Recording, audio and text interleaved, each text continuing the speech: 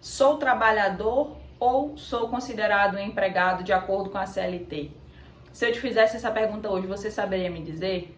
Não? Então vem comigo que nesse vídeo eu vou te dizer qual a diferença entre trabalhador e empregado e principalmente quais os requisitos para você ter reconhecido o seu vínculo empregatício. Mas antes de tudo, me segue no Instagram, ativa o sininho, se inscreve, curte e compartilha esse vídeo com outras pessoas para que outras pessoas também possam ficar sabendo dessa informação, porque é muito importante para os trabalhadores.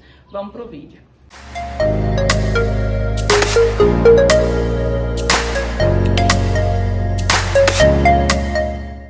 Primeiramente, você precisa saber que existe uma diferença entre relação de trabalho e relação de emprego.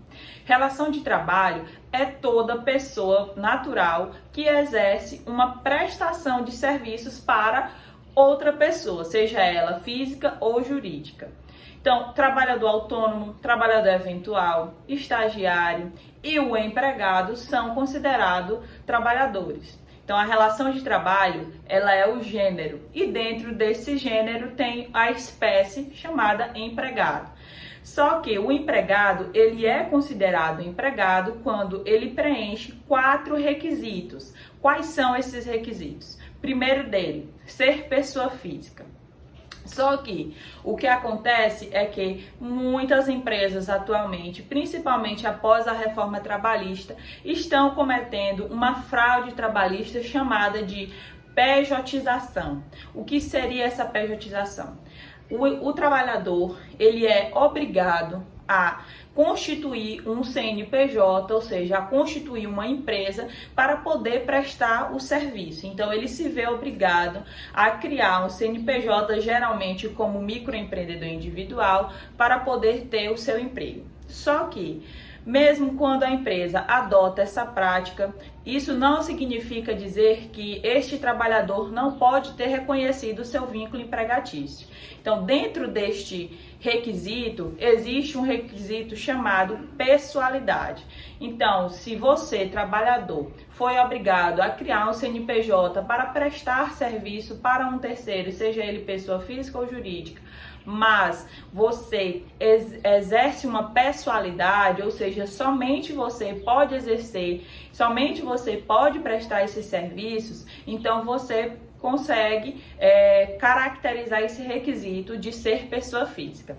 O segundo requisito seria a onerosidade, ou seja, o trabalhador presta os serviços e em contraprestação a empresa paga um valor para ele por esse serviço prestado. Mas vale ressaltar que não precisa necessariamente ser um salário fixo. Então, independentemente se você recebe salário fixo, se você recebe por comissão, se você recebe por percentual de vendas, se você recebe pagamentos in natura, que seria você faz o serviço e a empresa lhe dá comida, lhe dá moradia, enfim, independentemente de como se dá essa onerosidade, se houver esse requisito, se houver um pagamento em contraprestação aos serviços prestados, esse requisito também estará preenchido. Aqui eu abro um parêntese porque algumas empresas, infelizmente, não pagam um salário mínimo para o empregado, mas lá na carteira de trabalho está como se estivesse pagando o salário mínimo. E o empregado acorda com a empresa, não, eu vou colocar na sua carteira de trabalho um salário mínimo, mas eu só posso lhe pagar R$700 por mês. Gente, isso é totalmente inadmissível, a CLT não permite acordos individuais, ou seja, somente entre o empregado e a empresa. A CLT não permite esse acordo para redução de salário. O salário ele é irredutível, tanto pela Constituição Federal quanto pela CLT. As únicas hipóteses em que pode haver essa redução do salário seria em caso de um acordo coletivo, de uma negociação coletiva de trabalho que é através do sindicato. Mas empregado e empregador não podem negociar diretamente a redução do salário. Então o empregado ele tem direito a no mínimo um salário mínimo como remuneração. O terceiro requisito seria a Não eventualidade. O que é a não eventualidade? É a continuidade da prestação do serviço no tempo. Essa continuidade não precisa necessariamente ser todo dia. Então, por exemplo, um professor de um cursinho que ele só dá aula na terça, na quinta e no sábado, mas ele presta esse serviço há 2 anos, há 1 ano. Então, resta configurado o requisito da não eventualidade, tá? Independentemente de ser exercido todos os dias ou em dias intercalados, se houver uma continuidade no tempo dessa prestação de serviço em dias e horários específicos, estará configurado este requisito da não eventualidade.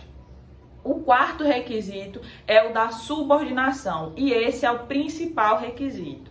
Ou seja, se você, prestador de serviços, trabalhador, a empresa te considera como um prestador, como um trabalhador autônomo, um trabalhador eventual ou um trabalhador temporário, mas você tem uma subordinação perante a empresa, você obedece horários específicos de prestação de serviço, você utiliza o maquinário e o suprimento dessa empresa, a empresa te dá ordem para você prestar os serviços que você vem fazendo, que você vem efetuando, então estará caracterizado o requisito da subordinação.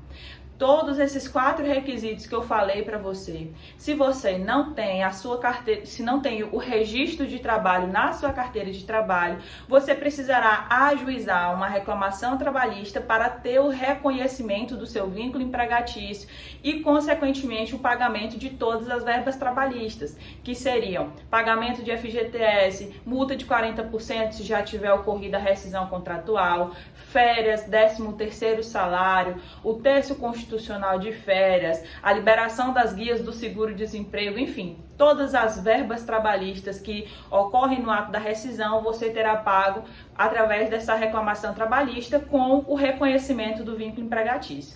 Mas eu ressalto para vocês que esses requisitos precisam de provas, então o da pessoalidade, você pode comprovar que você recebia ordens pelo WhatsApp ou por e-mail. O da onerosidade, você consegue comprovar através de extratos bancários ou através de recibos de pagamento. O da subordinação também você consegue comprovar através de prints do WhatsApp que você recebia ordens direta. E o da não eventualidade, você consegue comprovar também por check-ins de celular, mostrando que você estava lá, pessoas, testemunhas que comprovem que em todos os dias ou nos dias específicos você ia para a empresa prestar aquele serviço em horários específicos, enfim. Se você tem alguma dúvida, comenta aqui embaixo ou então me chama no WhatsApp que eu posso tirar suas dúvidas com relação a essas provas que você precisa obter para comprovar o reconhecimento do vínculo empregatício.